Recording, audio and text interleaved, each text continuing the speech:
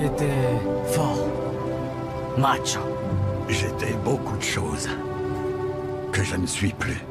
Bonjour à toutes et à tous, mamie, j'espère que vous allez bien et aujourd'hui on parle enfin de Cry Macho, le dernier film en date, donc de et avec Clint Eastwood, un film que j'attendais beaucoup parce que c'est Clint Eastwood et que Clint Eastwood figure dans le top 5, top 10, top 20 donc de mes acteurs préférés. Voilà, c'est un réalisateur dont je suis beaucoup la carrière, dont je rattrape énormément de films voilà depuis quelques années maintenant. Donc j'ai déjà vu le Sully, le Carré Jewel, pas le 15 à la tête pour Paris, même si je l'ai rattrapé récemment et que d'ailleurs j'ai beaucoup aimé. Voilà, je l'avais loupé en salle et je l'ai rattrapé donc au moment où Cry Macho est sorti, donc il y a 1 ou 2 semaines, et j'ai beaucoup aimé. Voilà, je sais que c'est un des films de Clint Eastwood donc les moins bien reçus, et bah pour le coup j'ai beaucoup aimé, donc voilà. Donc j'ai même pas d'ailleurs le souvenir d'avoir détesté ou même peu apprécié un film de Clint Eastwood. Là de mémoire comme ça je vous les apprécie tous, et d'ailleurs je vous avais fait une vidéo de près de 40 minutes donc sur 5 films sous-cotés, sous-estimés, voire même oubliés mais quand même importants de Clint Eastwood. Donc voilà, et donc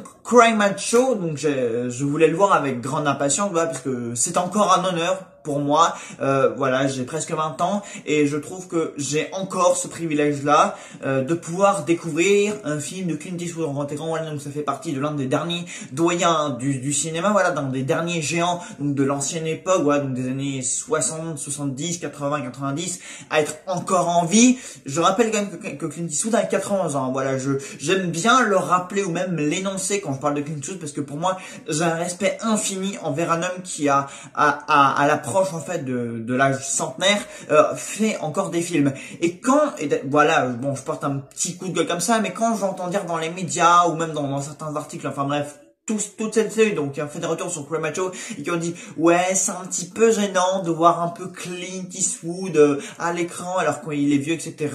Oui, Clint Eastwood est vieux, oui, dans le film ça se ressent beaucoup, c'est vrai, mais moi j'ai juste envie de dire à ces gens-là, on verra ce que toi tu feras quand tu auras 91 ans, hein, parce que même moi je pense que quand j'aurai cet âge-là, bon, je sais même pas si je serai encore en vie, mais je pense pas qu'à 91 ans je sois encore capable d'être aussi actif, parce que à 91 ans, régner comme ça encore en maths sur Hollywood, parce qu'il occupe encore une place assez majeure en tant que réalisateur, en tant que cinéaste au sein d'Hollywood. Moi j'ai juste envie de dire, juste respect. Voilà, Clint Eastwood, c'est un réalisateur que je respecte plus que n'importe quel autre cinéaste au monde. Voilà, il prépare encore, et d'ailleurs je suppose que sa carrière n'est pas encore finie. Voilà, je suis prêt encore à vous parier que que l'année prochaine ou même dans 1 ou 2 ans, il fera encore des films. Voilà, il a réussi à survivre à cette fameuse pandémie Covid machin, parce qu'il aura pu choper le Covid et partir, mais non, il est encore là et il sort encore un film qui est d'ailleurs très bien. Voilà, Cry Macho, je vous le dis, j'ai adoré. Voilà, j'ai trouvé que c'était un film testamentaire, crépusculaire, plus testamentaire encore que ne l'était un de ses précédents métrages, The Mule, voilà, que j'avais plus ou moins apprécié. C'était pas nul, mais je l'apprécie bien. Voilà, après je vous avoue que par exemple je pense retenir du coup ce fameux Cry Macho que par exemple The Mule. Et The Mule, on disait que c'était déjà le film testamentaire de Clint Eastwood, ou alors on disait que c'est un des derniers films ou le dernier film où il apparaîtrait en tant qu'acteur. Bon bah là du coup il est encore là dans Cry Macho, et voilà quoi, Cry Macho, bah j'ai adoré. Voilà, pour moi c'est encore un grand honneur de voir ce grand homme qui est Clint Eastwood encore à l'écran. Moi ça me fait vraiment plaisir, voilà, encore de me ramener dans le cinéma et de demander la place d'un film pour voir un Clint Eastwood, parce que moi je me dis quand même que mes arrière-grands-parents ou même mon grand-père, enfin voilà quoi, mes ancêtres en quelque sorte, ont vu les premiers films de Clint Eastwood, enfin ses premiers westerns, ceux où il a joué par exemple pour quelques dollars de plus, pour Le Bon, la Brute et le Truand. Mes grands-parents ont vu ce film-là, donc eux, si vous voulez, moi j'ai quand même cet honneur, et j'y repense et je me dis bah ouais quoi, mes ancêtres, enfin mes grands-parents du coup, ils ont vu les débuts de carrière de Clint Eastwood sur grand écran dans les années 70 quoi, fin des années 70, début 80, enfin Clint Eastwood a tellement fait de films que je m'y perds pendant les années, et du coup je me dis bah moi j'ai la chance de vivre la fin de carrière de Clint Eastwood encore sur grand écran quoi, de voir des films qu'il réalise et dans lesquels il joue encore. Et pour moi bah ça peut paraître anodin, mais pour moi je suis quand même, je considère ça comme un privilège de moi, parce que bon, il y a beaucoup de gens, mais bon, ces gens-là, voilà, ils ont par exemple ceux qui ont la 30 ou les quarantaines, voilà quoi, ils ont vu ses plus grands films sur grand écran. Voilà, bon, moi j'ai pas vu le point culminant de sa carrière quand il faisait par exemple Mystic River ou même Million Dollar Baby. Et voilà quoi, moi j'ai encore la chance à mon âge, voilà, je suis encore jeune, donc j'ai encore l'âge, si vous voulez, donc de voir des films de Clint Eastwood sur grand écran, et je m'estime extrêmement heureux. À toi de faire les tiens. Alors, après donc cette longue introduction, donc je m'en excuse d'avance par ailleurs si l'introduction vous a semblé un peu longue, revenons donc sur Cry Macho. Donc c'est un film quand même que je vous dis que j'attendais, et je ne suis aucunement ressorti donc déçu de la salle. Au contraire, je suis ressorti avec un ressenti extrêmement positif. Alors, je vous dis tout de suite, le film ne sera pas en top film 2021, parce que déjà on a un mois de somme qui s'annonce extrêmement chargé niveau cinéma, donc je pense que les films qui sont sortis avant et après celui-là donc vont largement le surpasser. Mais bon, de toute manière, je m'attendais pas dans l'espoir d'avoir une grande claque. Je pense que de toute façon, Clint Eastwood, il a vraiment rien à prouver, et que ce que lui il cherche maintenant dans sa carrière, c'est juste à faire des films tranquilles, des films feel good, voilà, des films reposants. Voilà, Cry Macho, c'est une leçon de vie, mais c'est un film quand même qui est reposant. Voilà, c'est un voyage pas super éprouvant, semé d'obstacles ici et là, mais voilà, Cry Macho, c'est un film extrêmement tranquille. Voilà, c'est un film où t'as l'impression que, Clint Eastwood, en fait, il est limite en train de prendre sa retraite et qu'il le démontre. En fait, il fait des films un peu de retraité. C'est un peu con dit comme ça, mais voilà quoi. Cry Macho, c'est un film qui te repose l'esprit, quoi. C'est pas un film où tu vas te prendre la tête, qui te fait réfléchir, qui est avec un scénario hyper construit. Voilà, le scénario de Cry Macho, il est très simple. Voilà, c'est juste le personnage de Clint Eastwood qui s'appelle Mike, donc qui joue une ancienne star du rodéo, et pour compenser une dette qu'il a envers l'un de ses amis ou l'un de ses collègues, en fait, il va devoir aller chercher donc le fils de ce dernier au Mexique et le ramener à son père. Voilà, il va devoir juste faire un aller-retour, aller d'un point A à un point B et du point B à un point A. Voilà, le scénario il est tout simple, il y a pas grand chose. Et au cours de ce voyage, en fait, ils vont rencontrer diverses personnes, ils vont affronter donc diverses péripéties ici là, mais rien de très important. Le scénario de Cry Macho, il est très simple, le film ne dure pas trop longtemps, 1h40, 1h30 à peu près, enfin peut-être entre 1h, 1h30 et 1h40, etc. Mais vraiment, tu sens que Clint Eastwood, voilà, il se prend pas la tête, il fait des films, il se repose. Et même au début, le film démarre extrêmement tranquillement, le film finit tranquillement, voilà. Il ne s'embête plus à filmer des choses, à entrer dans la complexité, à entrer donc dans les ténèbres. Parce que Clint Eastwood, je crois qu'il a compris qu'au cours de sa carrière, il avait déjà filmé des films assez pessimistes, avec beaucoup de souffrance, avec beaucoup de dureté, voilà. Là, on n'est plus dans l'ère des films de Clint Eastwood, genre Mystic Rivers, mais dans leur Baby ou même Gran Torino. Bon, d'ailleurs, Gran Torino, faut en parler parce j'ai trouvé beaucoup de similitudes et de connexions entre, du coup, Gran Torino et Cry Macho. Mais voilà, Clint Eastwood, voilà, il arrive en fin de carrière, voilà, il a 91 ans, encore une fois, je le respecte énormément pour ça. Mais voilà, il en est arrivé à un point de sa vie où il fait juste des films pour le plaisir, parce que de toute façon, voilà, Clint Eastwood, je pense que à l'âge où il en a, il s'arrêtera pas de faire du cinéma jusqu'à ce que tout simplement il soit au cimetière, et c'est d'ailleurs très bien. Moi, je ne demande qu'à voir des films de Clint Eastwood sur grand écran encore pendant 5, 6 ans, même 10 ans. S'il est encore là, moi je dis pas non, parce que voilà, même si il a de l'âge, et d'ailleurs il s'en moque lui-même de l'âge qu'il a. Il y a plusieurs répliques, par exemple, où il se caricature lui-même un peu dans ce film-là, tu sais, il se prend limite un peu de rasoir. Par exemple, il y a une scène où il est face à la mère donc du gosse qu'il doit ramener donc chez son père, et elle va lui dire mais c'est lui que vous me ramenez, mais c'est un vieux papy. Ou même le gosse avec qui donc il voyage pendant tout le film, il va dire t'es un peu rapide pour un vieux gringo ou pour un papy, etc. Enfin bref, t'as l'impression que Clint Eastwood limite dans ce film là, et il se caricature, voilà, il assume sa vieillesse, mais voilà, il se dit ouais je suis là, mais je suis vieux, mais je suis encore dans la place, quoi. Voilà, parce que limite, bon, il y a de nombreux acteurs qui sont là, voilà, il y a quelques seconds rôles et de personnes qui donnent l'Olympique, donc notamment ce gosse. Il va aussi rencontrer une femme qui s'appelle Martha, une Mexicaine avec qui il va construire une relation amicale, voilà. D'ailleurs, on va aussi en parler cette relation parce que je l'ai beaucoup aimé, je trouve que c'est un des points forts du film. Mais voilà quoi, Clint Eastwood à 91 ans, il est encore capable de tenir un film sur ses épaules. Voilà, bon, c'est pas non plus un film d'une grande ampleur, mais voilà quoi, il est encore capable d'être la tête d'affiche d'un film comme ça, quoi, d'un semi-western, voilà, d'un film comme ça.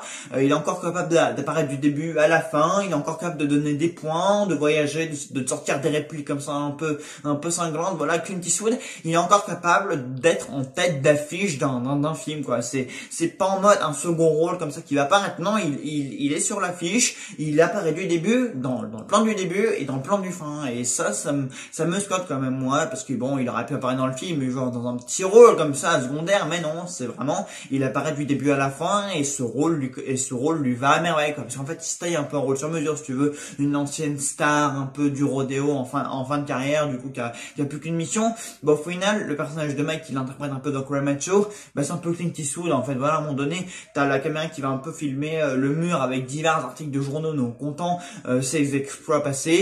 Mais en fait, c'est un peu comme si Clint Eastwood, en fait, il filmait un peu ses anciens films, tout ce qui a fait sa renommée, tout ce qui a fait sa gloire, en fait. Toi, t'as l'impression que c'est Eastwood limite qui fait un point sur sa carrière, qui se dit bon bah voilà, j'en suis là, je fais un film reposant, voilà, il y a plein de plans magnifiques où il va se filmer un peu au clair de la lune, en train de s'allonger dans l'herbe, voilà quoi, avec son chapeau, etc.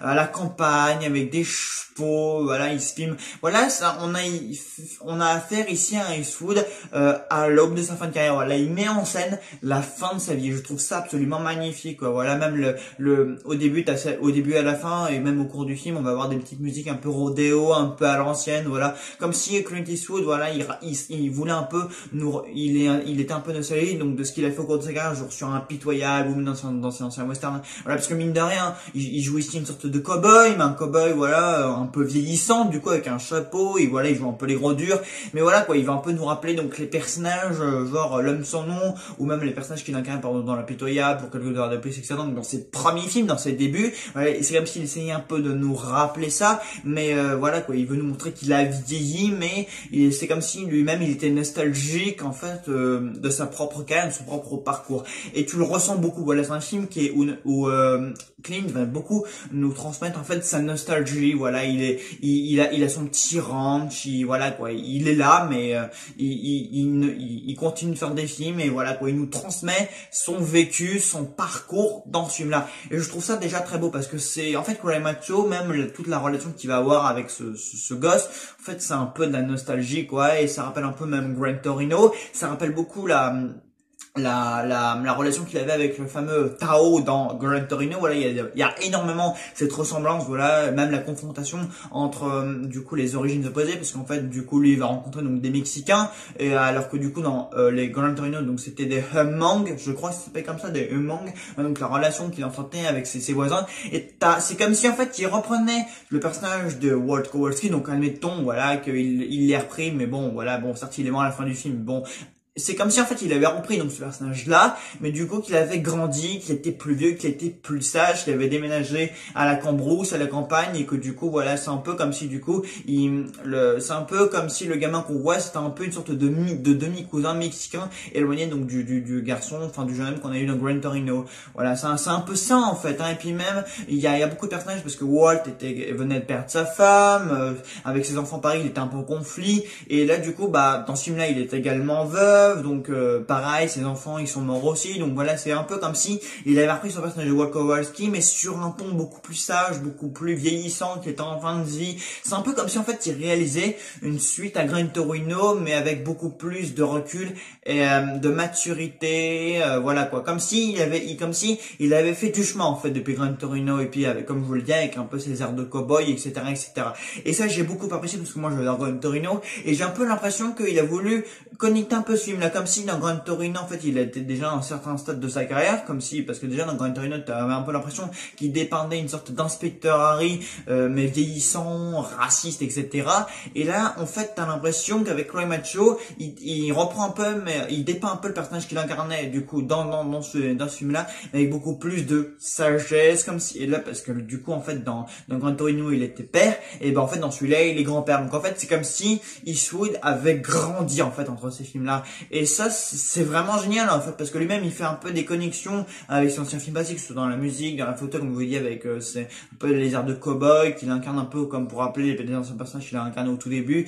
Et ben voilà quoi, et ça c'est vraiment génial. Voilà, c'est un Eastwood nostalgique, et ça j'ai vraiment beaucoup aimé quoi. Après il y a d'autres points forts comme je vous disais, donc la relation avec ce jeune garçon, voilà, l'alchimie elle prend tout de suite, donc ça c'était vraiment formidable. Voilà, il y a Eastwood il tourne pas autour du pot, voilà, c'est au début on nous plante le contexte, voilà, donc il va au Mexique, il rencontre un garçon, voilà, leur relation elle va s'installer au fur et à mesure du film, voilà, ils vont passer de village en village, voilà, ils vont faire ce trajet, et ils vont être confrontés à plusieurs obstacles. Bon, encore Eastwood il a pas envie de se prendre la tête avec ça quoi, il fait abstraction vite fait donc de toutes les petites péripéties, de tous les obstacles, voilà, bon, tu sens qu'ils sont fous, voilà, il met des petites embûches comme ça au fur et à mesure donc du scénario, mais tu sens que voilà quoi, c'est juste histoire que le film ne paraisse pas trop facile pour les personnages, voilà, parce qu'on parle quand même d'un voilà, d'un grand-père, enfin d'un homme qui est chargé donc d'enlever un fils à sa mère, donc logique, voilà, il essaye de rendre ça à peu près crédible, donc il met plusieurs embûches au fur et à mesure du scénario, il expédie ça en un up parce qu'il a pas envie de se prendre la tête avec ça, voilà,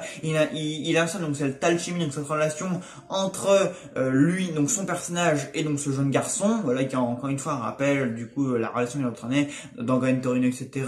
Ils vont rencontrer du coup donc une famille donc d'une autre origine, donc les Mexicains, comme je disais, et voilà, c'est toute cette partie là de l'intrigue, elle m'a énormément plu, quoi. Voilà, voir Clint Eastwood danser avec une autre femme, voilà, donc qui comme lui Heather, voilà, une Mexicaine qui comme lui a de l'âge, a des petits enfants, etc.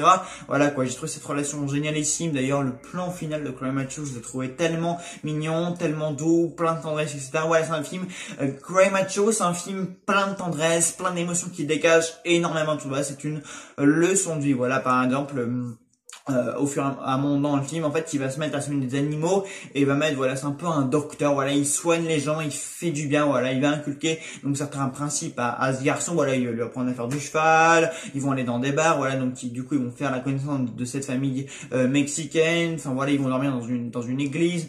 Enfin voilà, il va y avoir tout un tas de petits jeux comme ça qui vont s'installer. Et voilà, tu sens que Eastwood, voilà, il a fait ici un film très reposant, un film testamentaire, un film crépusculaire. Voilà, il va beaucoup se filmer au clair de la lune, ou comme je le disais, en train de s'allonger dans l'herbe, etc. Mais c'est fantastique, voilà, comment il se dépeint dans ce film. Voilà, comment t'as l'impression que voilà, ici, il se repose. Voilà, il a envie de faire un film reposant, une leçon de vie, d'être un petit peu philosophe, voilà, d'être un grand-père, d'être un homme sage, d'être un homme accompli, voilà, qui a l'impression d'avoir accompli un grand parcours, parce que Dieu sait que Clint Eastwood, il a un immense parcours et une immense carrière. Et voilà quoi, Cry Macho, ça parle de ça, du parcours d'un homme qui est en fin de vie, qui dépasse la fin de sa vie, et ça c'est beau. Il y a une forme de magie, voilà, il y a énormément de plans larges magnifiques, donc sur le désert, sur le Texas, etc. Voilà, donc ça tout ça est très beau, même avec le garçon, l'alchimie elle marche super bien. Bon, il y a quelques petits moments comme ça où ils vont se disputer, mais bon, ça encore une fois, c'est juste pour le scénario vite fait, voilà, pour qu'il y ait des petits hauts et bas dans cette relation. Mais bon, encore une fois, ça c'est pas ce qu'on retient. Voilà, Eastwood ne s'attarde pas sur le mauvais côté de l'histoire, mais voilà, il fait abstraction de ça très rapidement, juste pour s'attarder sur tout ce qu'il a de bien et de bon à transmettre en lui, quoi. Voilà, comme je dis, donc leur rencontre avec la famille mexicaine, la relation qu'il va entamer donc avec la fameuse mère mexicaine Martha. Voilà, d'ailleurs il y a le plan final est avec elle et c'est très beau. Voilà, le voir danser avec cette femme, c'était vraiment mignon et très charmant. Voilà, donc il y a pas grand chose à dire. Voilà, Cry Macho, c'est un film très plaisant. Voilà, c'est l'histoire d'un homme qui transmet tout ce qu'il a bien vécu, voilà, qui est nostalgique de son propre parcours, qui a envie de nous le rappeler. La musique, elle est très très chouette. Encore une fois, voilà, voir un générique se finir avec Direct and Produce by Clint Eastwood, ça fait extrêmement plaisir. Voilà, donc je suis ressorti de cette salle très ravi, très content. Voilà, Cry Macho, toutes les mauvaises critiques qui s'est pris, bon, je les valide pas, mais voilà, moi, j'ai compris ce que Clint Eastwood voulait dire avec ce film-là, et je suis très heureux de avoir vu Cry Macho, parce que j'aurais été déçu, voilà, parce que je trouve quand même que du coup, Cry Macho, c'est un petit peu un point culminant dans la carrière. Voilà, c'est Clint Eastwood qui nous dit, bon, je suis encore là, je suis vieux, mais voilà, à partir du moment où j'ai réalisé que des films très tranquilles, très feel good, mais qui ont